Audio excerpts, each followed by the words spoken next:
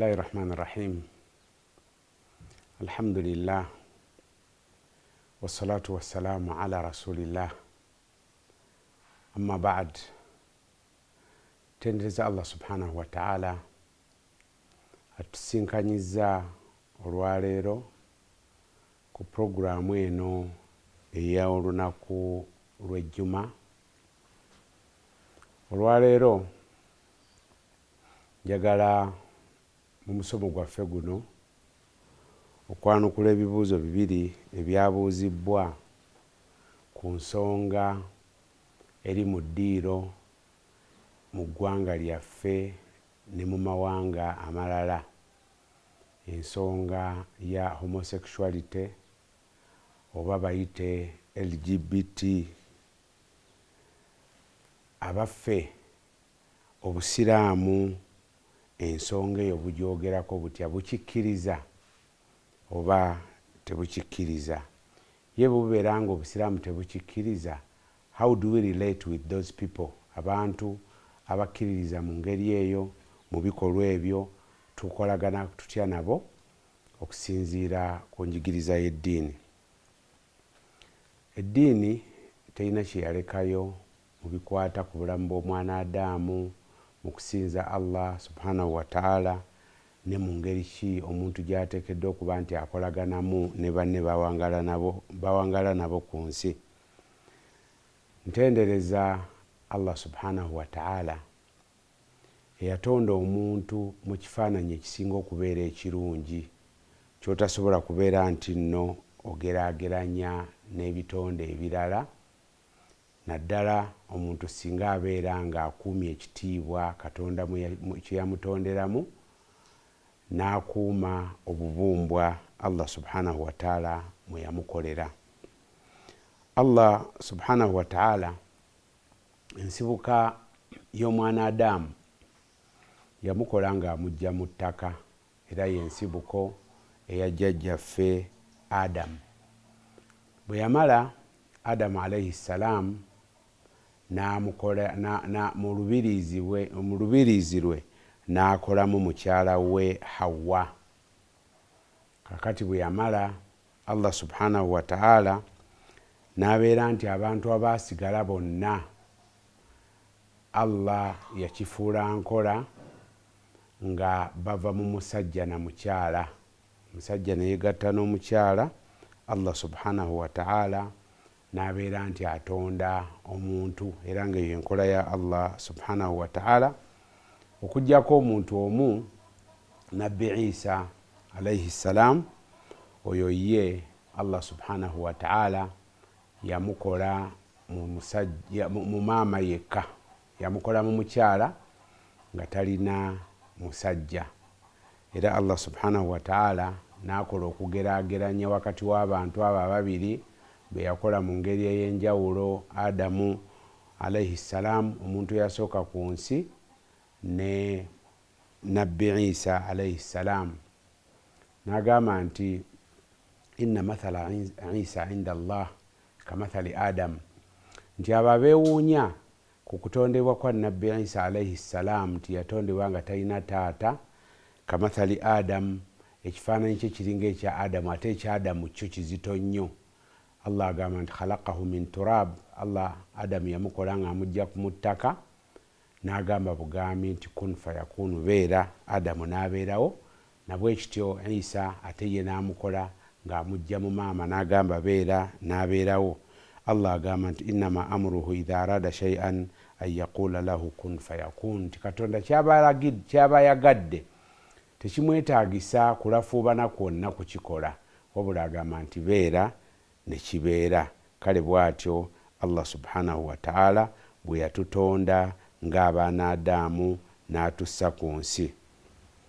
Era Allah subhanahu wa ta'ala n'atutegeeza ku bubumbwa bwaffe bwe yatulagira okubeera nti nno tukuuma. N'agamba nti mu suratu Nisa aya esooka, n'agamba nti ya ayuhannaasu ttaqu rabbakum, nti abange mu abantu mutye Katonda wammwe, alladhi khalaqakum min nafsin wahida, katonda wammwe yabakola nga abajja mu muntu omu, ng'ategeeza adamu alayhi salam agamba nti wa khalaqa minha zawjaha, mu adamu mwe yajja hawa, kiri kye tugambye nti namujja mu lubiriizi lwa adamu alayhi salam, agamba nti wabatha minhuma rijalan kathira wa nisaa, oluvannyuma mu adamu ne hawa najjamu abantu bangi nnyo, abasajja n'abakazi. Allah subhanahu wa ta'ala agamba nti wattaqullah alladhi tasaaluna bihi wal arham, mutye nnyo katonda, mutye katonda wammwe oyo gwe musaba naye wamu neŋŋanda zammwe. Abamanyi n'agamba nti inna allaha kana alaykum raqiba, buli kyemukola kyonna katonda akigoberera era akiraba.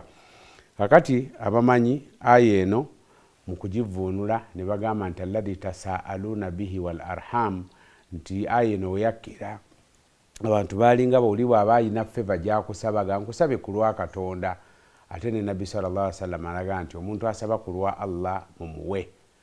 N'agamba nti wal arham, n'abalala basabisanga eŋŋanda, aga nti ku lw'oluganda lwe tulina mpa kino, ng'olina okubeera nti nno okimukolera.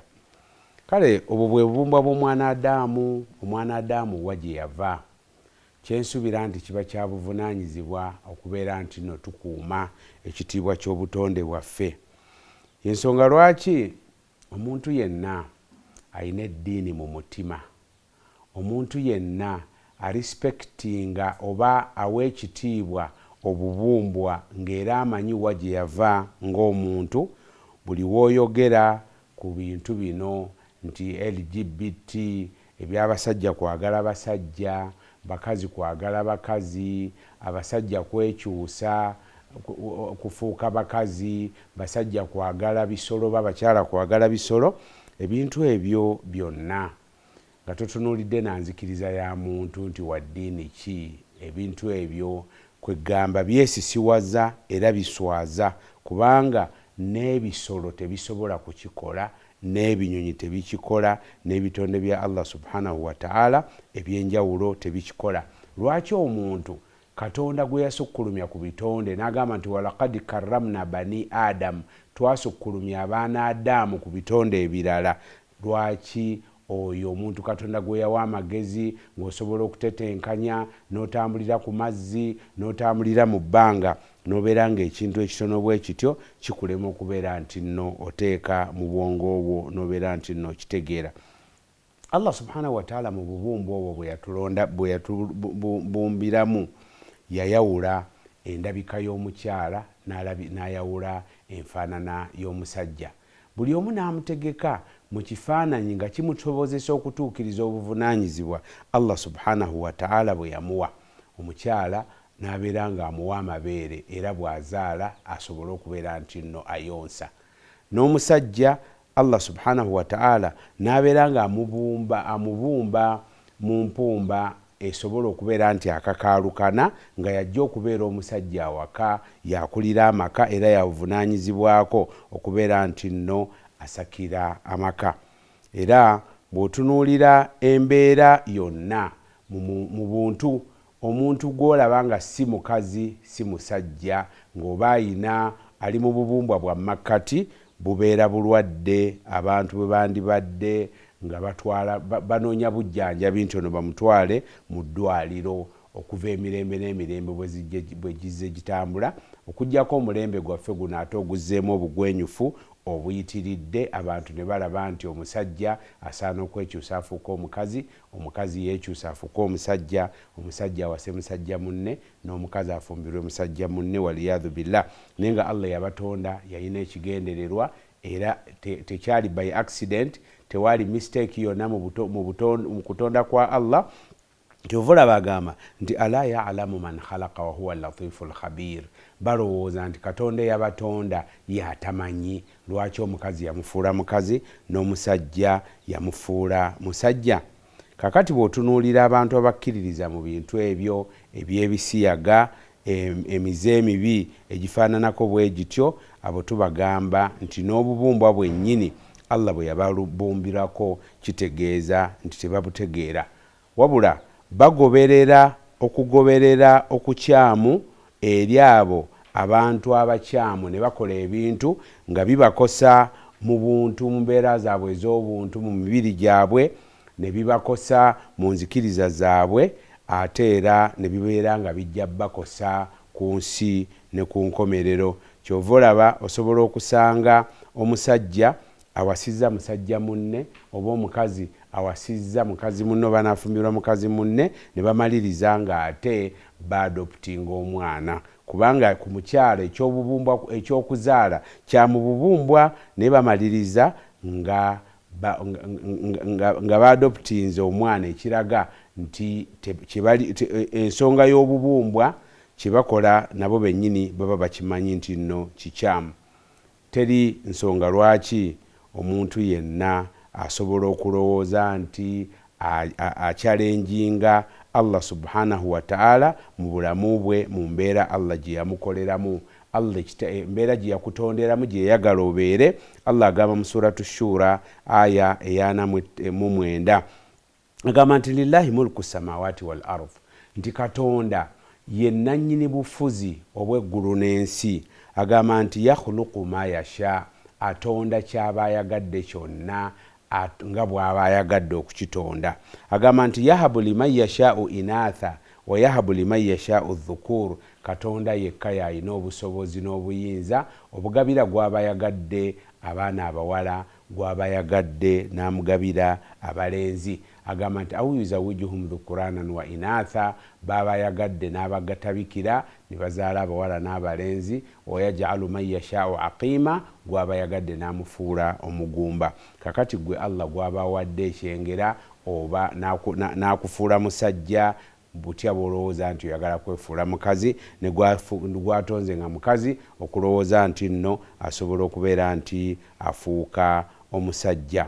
Ate ne weewuunya nnyo nti ebintu ebikyamu bwe bityo okubeera nti biriko ababirwanirira, ne bituuka n'okubeera nti biva ku levo ey'abantu aba bulijjo bye twandifudde nti muntu kinnoomu ali mu bulwadde oyo tugambe nti yeetaaga kujjanjaba, ne bigenda ne mu bibiina, abantu ne beekolamu omulimu nti bibiina byakubeera nti nno bipromotinga emizeegyo emikyamu egy'ebisiyaga, oba okubeera nti nno batandika n'okwogera ku rights, nti rights z'abasiyazi ne basukkawo ne kigendera ddala ne ku mawanga, n'owulira ng'amawanga nago gabyogerako nti gabirwanirira.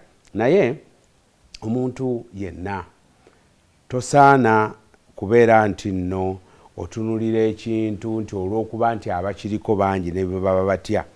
Ekyomukisa omulungi nti abalina enzikiriza ezo batono, era abamu ne mawanga gaabwe bibalema ne babitambuza nga baagala bireeta mu mawanga gaffe eno aga Afrika, nti basobole okubeera nti nno babitukaka okubikola. Naye nga abasinga bw'obatunuulira ebigendererwa byabwe bibiri, abamu bwonoonefu nga bubalimu ng'abantu nga baagala okubeera nti no babusaasaanya babutambuze bugende eri abalala, abalala kuba kwagala kufuna kwa mangu. Oli n'alowooza nti bwenkola ebibiina ebiyamba abantu abakola emize emikyamu bwe giti egy'ebisiyaga, n'alowooza nti asobola okubeera nti akifunamu ssente, naye n'amanya nti famire ye aba agyonoonye n'obubumbwa bwe ng'omuntu. Waliwo ekyafaayo kimu oli yannyumiza, n'agamba nti omusajja omu yali mwonoonefu nga musiyazi, nga yali wano nga munnayuganda, ng'alina ne famire. Omusajja oyo n'agenda ebweru okukola, famire yeesuubira agenze kukola, naye yakola ebyo bikyamu, n'agenda ebweru mu nsi z'abazungu, n'afumbirwa n'afuuka mukyala. Kati olunaku lutuuka olumu omusajja we ku ndowooza ye nti bbaawe ajja okumukyalira wano e Uganda. Omusajja semaka alina omukyala n'abaana, kaakati amutegekera mu ruumu eya wansi, nyumba yali yakalina, agamba famire nti anyina omugenyi wange ajja kusula wano. Kaakati omukyala akawa matumbi budde kiro anoonya bbaawe tamulaba, so bbaawe asse wansi okulaba omugenyi. Omukyala akka wansi asanga bbaawe ng'ate gwamanyi bulijjo gwawe ekitiibwa nti ye musajja awaka, ng'ate bamukozesa ng'omukyala. Omukyala kyamusukkako era yalabira ddala nga takyasobola kubeera nti nno awangalira mu nsi addamu okulabika mu bantu, era yafuna ngeri gyadduka n'afuna pasipooti ye n'adduka mu ggwanga nga n'obulamu bwennyini bumutamye. Bw'atyo bwe yadduka ne famire ye n'abaana be. Kakati tolaba nti kunyuma kwa maanyi, onyoomye obutonde naawe weenyoomye. Kati gwe banaakuyita batya omusajja, abaana babadde bakuwa ekitiibwa oba n'omukyala, ng'ate osobola okubeera nti nno okola ekikolo ekifaananako bwe kityo. Ekisinga ate obubi, awamu n'okuba nti emize egyo egy'ebisiyaga gyonoona eddiini yo, gyonoona omubiri gwo ne famire yo, naye ate gyonoona obubumbwa Allah bwe yatutonderako. Allah bw'ayogerako mu suratu Rum aya 3 n'agamba nti fa aqim wajhaka liddiini hanifa fitrata llahi allati fatara nnasa alaiha. Kyekindeesezza aya eno nti Allah okuumanga obubumbwa Allah subhanahu wa ta'ala bwe yatonderako abaana Adamu, la tabdila li khalqillah, tekisoboka muntu yenna kubeera nti nno akyusa obubumbwa bwa Allah subhanahu wa ta'ala. Dhalika ddiinul qayyim, eyo yeddiini ey'amazima yesomesa ebintu ebifaananako bwe bityo. Walakinna akthara nnasi la ya'lamun, naye abantu bangi ekyo tebakimanyi.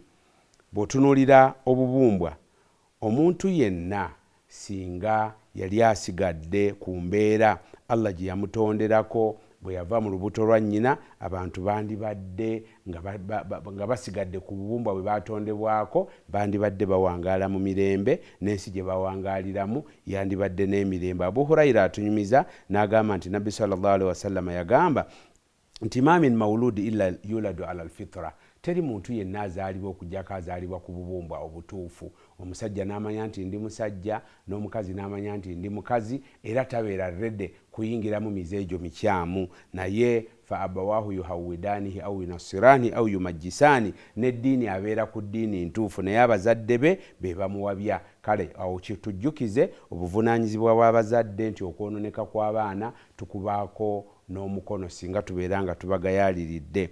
Nga bw'olaba ekisolo kizaala ne kizaalibwa nga kijjuvu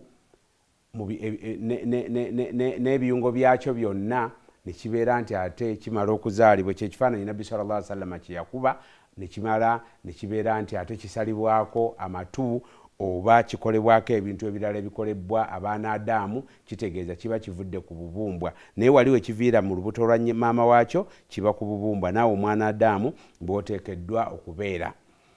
Ekifaananyi eky'omuntu ali ku bubumbwa kye kifaananyi obeeranga amata mu butukuvu. Amata Nabbi sallallahu alaihi wasallama bwe yatwalibwa ku Isra ne Miraaji, olunaku lwe yalinnyisibwa mu ggulu, atunyumiza n'agamba nti thumma utitu bi inaain, bandeetera ebyombo bibiri nga birimu ebyokunywa, ekimu nga kirimu mata, ekirala kirimu mwenge. Agamba nti nno ne baŋŋamba nti nywa kyonna ky'oba oyagadde. Nabbi sallallahu alaihi wasallam agamba nti fa akhadtu labana fasharibtuhu, ne nkwata amata ne nganywa. Bwe baamala ne baŋŋamba Jibrilu yali amutambuza n'amugamba nti akhadta alfitra, konywedde amata ogenda kutambulira ku bubumbwa. Amma innaka law akhadta alkhamra ghawat ummatuka, singa wabadde onywedde mwenge ekibiina kyo kyandibuze. Ekitegeeza nti amata kabonero kakuuma bubumbwa, omwenge kabonero ka bwonoonefu. Naye abantu bangi nnyo basudde obubumbwa bwabwe ne babeera nti nno tebafaayo kubeera nti batambula ng'eddiini Allah subhanahu wa ta'ala obubumbwa bwe yabatonderako, nga baba n'eddiini etaliimu kugatta Allah subhanahu wa ta'ala na kintu kirala kyonna. Naye abantu bangi bavudde ku bubumbwa ne babeera nti bagoberera ebyagalwa by'omutima, ne bakola amazambi aga buli kika agalimu okujooga Allah subhanahu wa ta'ala, n'otunula nga tebalina kye balese kye batakoze mu birimu okujeemera Allah subhanahu wa ta'ala, ebireetera Allah subhanahu wa ta'ala n'anyiiga nassa obusungu bwe obuyinza okubeera nti bubaviirako okubonaabona ku nsi ne ku nkomerero. Era otunuulira abantu mu bubumbwa bwabwe ng'abamu baviira ddala ku bubumbwa, abalala basigazaako kitundu nga balinako ko ku nsonyi, naye abalala nga n'ensonyi zabaviiramu ddala. Kakati naye omuntu ky'olina okumanya nti ebbanga omuntu lyamala ng'ali kumpi n'obubumbwa ajja kuba n'ensonyi, ajja kubaako n'ebintu by'atasobola kukola, ajja kubeera ng'atya okuswala eri Allah subhanahu wa ta'ala, ajja kubeera nti nno atya okuswala eri abantu bawangaala nabo ku nsi. Nabbi sallallahu alaihi wasallam agamba idha lam tastahi fasna ma shi'ta, nti omuntu yenna gw'olaba nga talina nsonyi manya nti talina kijja kumulema kukola, aba asobola okukola ekintu kyonna. Kale tubakubiriza nti bannange mubeere n'ensonyi, bannayuganda mubeere n'ensa, mukuume ensa zammwe, mubeere nga mwewala ebikolwa ebikyamu ebijjibwa mu mawanga amalala ne bibeera nti nno bireetebwa mu mawanga gwaffe. Tewali kye tulina kwegomba ku mawanga ga bweru ebbanga lye gamala nga gajja kutwonoonera mpisa, gajja kutwonoonera bya buwangwa. Otunuulira abantu bangi bambi kati engeri gye bawangaalamu nga yansonyi, ebintu byakola nga tasobola kubeera nti nno abisheyaringa n'abaana be yazaala. So nga ekituufu omuzadde yenna yandibadde nga good example eri omwana we, nga kyakola kyonna kyakulabirako eri abaana, nga n'omwana yeegomba n'agamba njagala kubeera nga taata oba njagala kubeera nga maama. Njagala okubeera nti nno mbakubiriza okubeera abaddu ba Allah subhanahu wa ta'ala abalungi, okubeera abaddu ba Allah abakubirwako ebifaananyi ebirungi mu nneeyisa ne mu nkolagana n'abalala.